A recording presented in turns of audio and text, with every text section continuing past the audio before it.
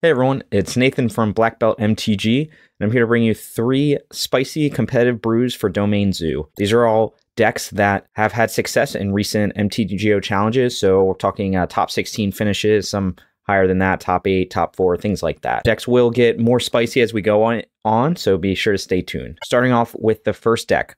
Okay, we've got Zoob 5555, who is playing a kind of typical shell, but with some changes. The first thing you're going to note is that he's on 23 lands and he's got 2 Boseiju. So I often get questions about, hey, why don't you guys run Boseiju in this deck? You know, it's like main deck Blood Moon Hate.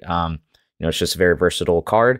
I think usually the mana base is pretty tight, so it can be hard to fit Boseiju in because you're trying to have a lot of fetch lands.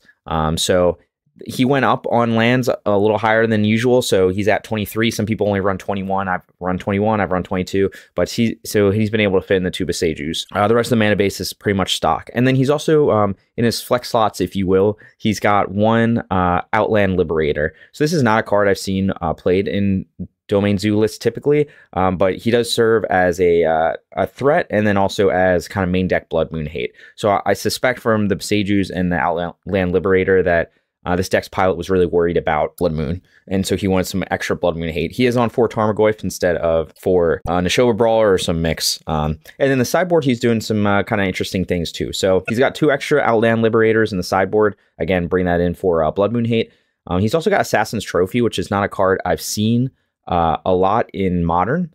I've played it in Pioneer and Greasefang, but this is a good kind of catch-all, destroy anything card. Imagine he's using this as disruption, to kill big threats. So you can use it to kill Omnaths, you can use it to kill Elesh Norns, you can even use it to do things like exile Tron lands, exile like Cabal Coffers, things like that. So it is actually a pretty versatile card. And I know it's a kind of similar to Boseiju effect, but you can kind of do it on anything. So it's kind of interesting to see that included. He's got Unmoored Ego, which I personally am not a big fan of. But it is very good, of course, against combo decks if you can resolve it and kind of take away their combo piece.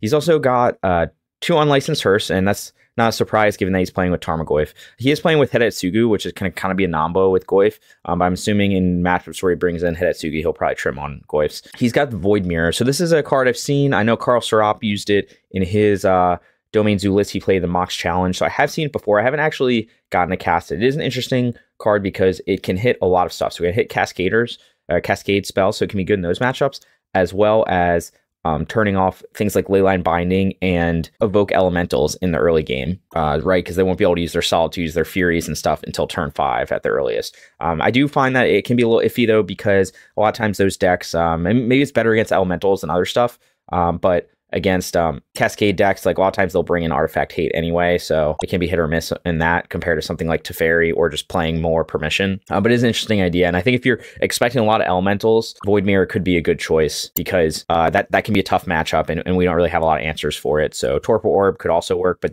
Void Mirror is probably a bit more versatile. It also helps in Tron matchup, although I haven't found that matchup to be that unfavorable. Moving on to the second Domain Zoo spicy deck that can win right now. This was from Silent One 9653. He finished top 16 in 2 challenges, actually. I think one of them was top 8. He's had a kind of different take. So he's combined a kind of Omnath mid-range build with some of the aggressive Zoo cards. So looking at it, he's on 24 lands. This is he's got a bit higher curve, so he wants to hit those land drops as well as he is playing Omnath. He's got the typical kind of Zoo cards we've seen with the regular shell, or WD, Tribal Flames, Kavu, Leyline Binding, Scion. But then he's added some kind of mid-range grind card. So he's got Ren 6 to help fix his lands. Obviously, it pairs really well with Omnath.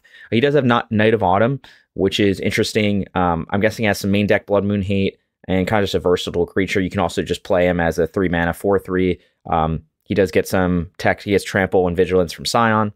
You've got Omnath. So Omnath is an interesting card. Obviously, he's very kind of a longer game card. A mid-range card. He outvalues almost anyone in the game.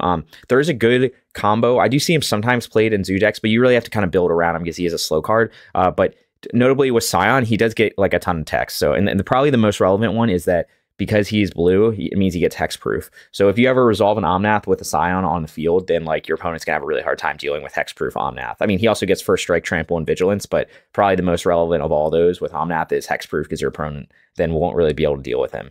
He does have Leyline Binding, and then he's got a few Evoke Elementals to kind of disrupt the opponent in the early game, because you can see the curve is kind of a bit higher just because we are playing Omnath and we don't have any 1-drops other than SWD. So He is playing Solitude and Fury.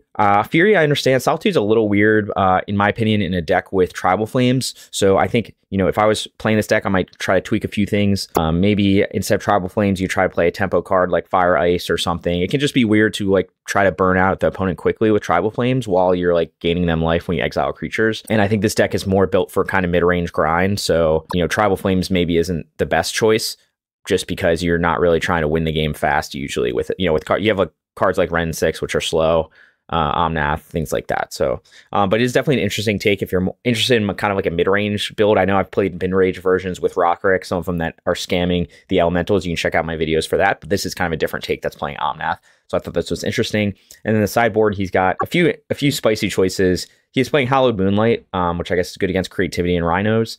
I've never found it to be super necessary if you play stuff like Flusterstorm, but clearly he's not playing that, so he wanted some extra cards for that. He's got Kataki War's Wage, also interesting card, probably good for Hammer Time, things like that. He's also got Thrun, the Last Troll, which I haven't seen before, but this is just a 4/4 hexproof that could be regenerated, so maybe that's good. It's just another threat when he needs it against like controlled decks or something like that. And then the rest are cards we've seen in the sideboard before. For the third deck, I've saved the spiciest for last, and this is a deck from CannabisBoy who put up some results in a challenge. I've also seen versions of this deck floating around in prelims and leagues and stuff like that. So on MTGO Goldfish, this is classified as a Domain Zoo deck. I think you could make the argument it's a Calibrated Blast deck. You could make the argument it's a Zoo deck. It kind of does a little of both. So what is this deck trying to do? You're on 23 lands because this is more of kind of a mid-range build. You do have some domain cards that we're used to seeing. So there's Lightning Bolt. We do have Shadow Prophecy, which is the domain card that allows you to kind of dig deeper in your deck. It can be a good mid-range card. It's just kind of slow, 3 mana to dig deeper. You've got your Leyline Bindings, and you've got your Scion of Dracos. We also have got the kind of good mid-range card filtering, card selection, 3 drops. So we've got Fabled Mirrorbreaker and Seasoned Pyro. And then we've got Fury, again, for some more early disruption. You've got Thoughtseize, because I think you're trying to disrupt the opponent as well as get a lower, lower your life total because you are playing Shadow of Mortality. So this is obviously a very strong card to flip with Calibrated Blast.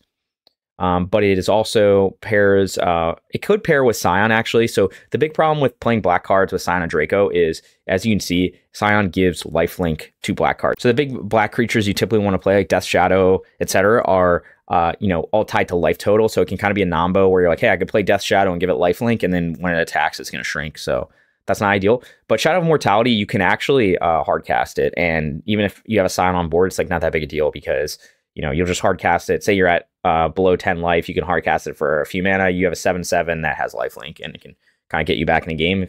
But I guess more importantly, it's a 15 drop, and Scion's a 12 drop to flip with Calibrated Blast. I'll be honest, I'm a little confused how this deck actually works, because normally with Calibrated Blast, you want to play with a lot less, lower CMC spells. It is a little surprising to see all this stuff, but I do notice that he's got Witch's Cottage. I'm guessing, so I guess the combo that he's trying to do here is you're trying to use Shadow Prophecy, you're trying to discard stuff with Fable and Seasoned Pyro, and you can set up a lethal Calibrated Blast because Witch's Cottage allows you to put a creature card from your graveyard on top of your library. So that's basically, if you do this at the beginning of your turn, play Witch's Cottage, say you've discarded something to Seasoned Pyro, to Fable, you could even Thoughtseize yourself, you can do all sorts of stuff. So you can discard one of these big creatures, and then that allows you to blast. So that's what we have with the 3 Witches Cottages, and it should be pretty consistent to get that with your fetches. So it is definitely a very interesting take of kind of combining Calibrated Blast combo with some other kind of domain synergies to do